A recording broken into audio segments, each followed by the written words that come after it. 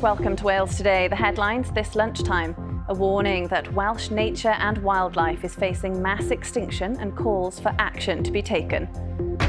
And just a week before we head to the polls, what's the current state of play? We'll have analysis from our political editor.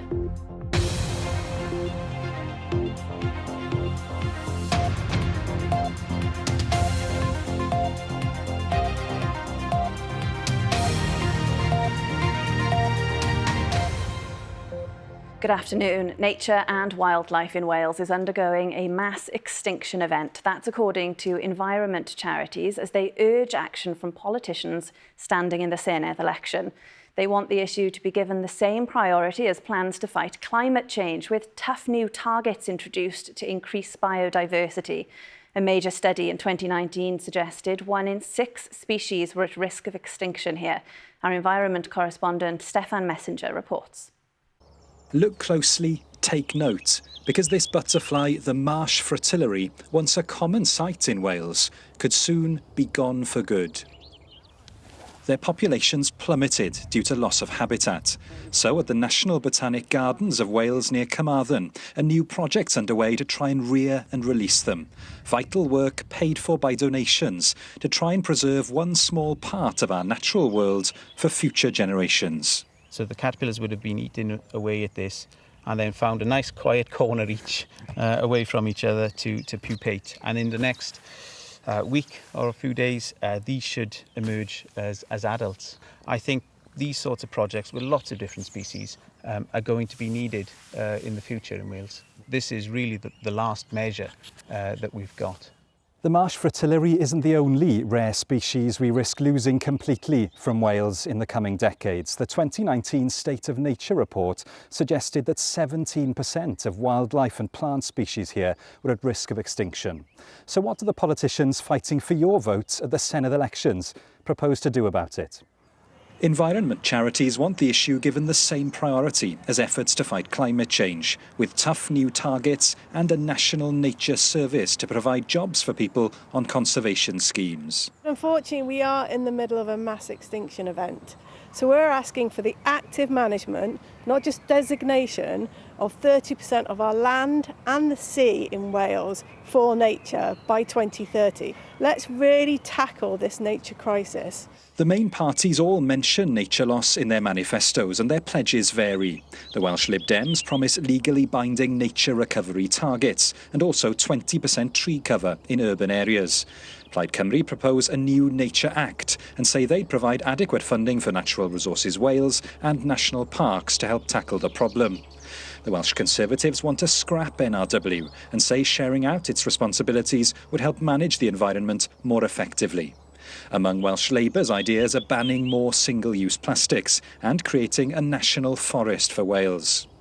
The ramifications of what's happening to our natural world are huge. Think of the pollinating insects that help us grow food, the plants and trees that hold back floodwater and soak in our carbon emissions. It's a situation that's inextricably linked to the health and economic challenges at the forefront of this election campaign. That was our environment correspondent, Stefan Messenger, reporting on just one matter being discussed by all of Wales's political parties in the build-up to next week's election.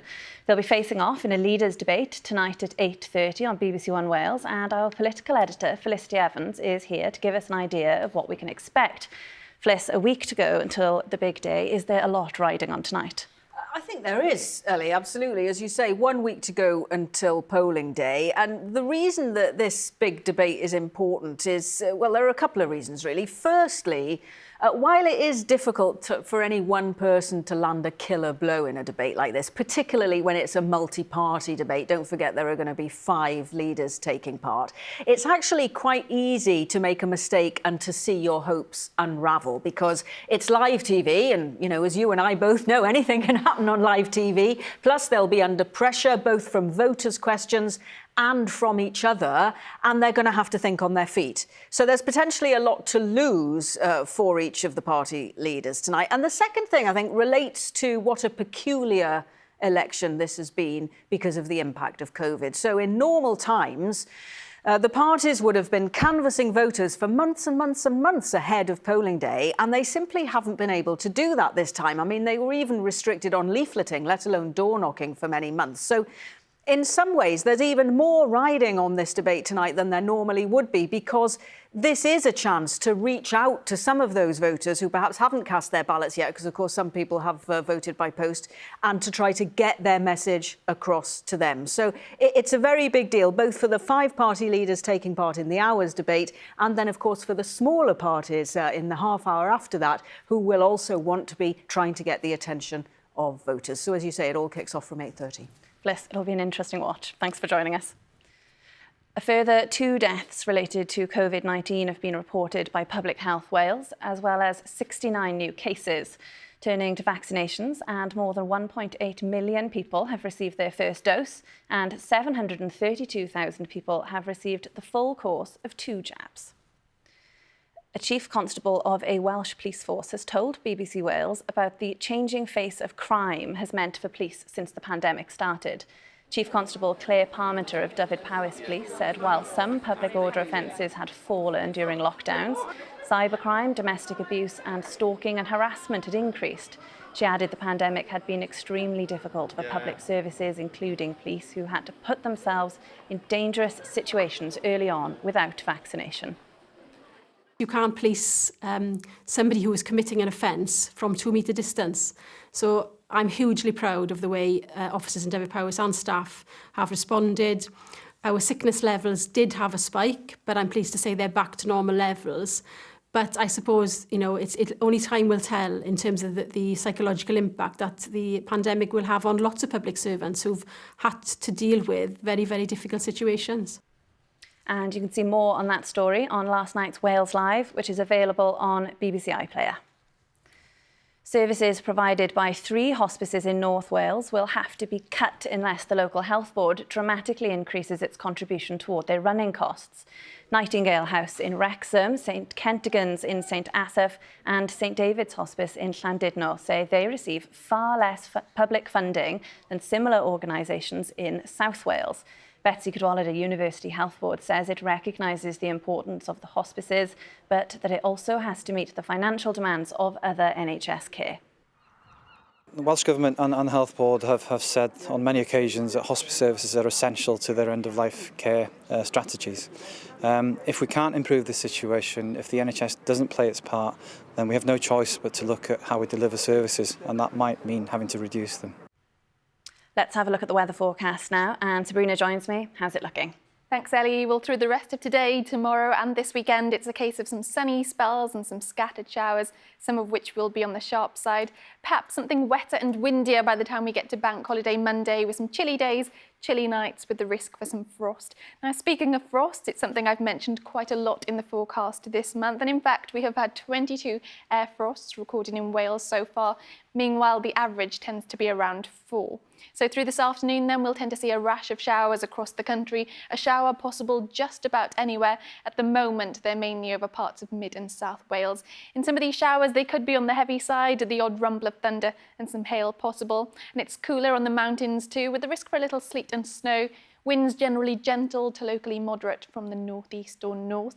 Now we'll continue with a scattering of showers through this evening.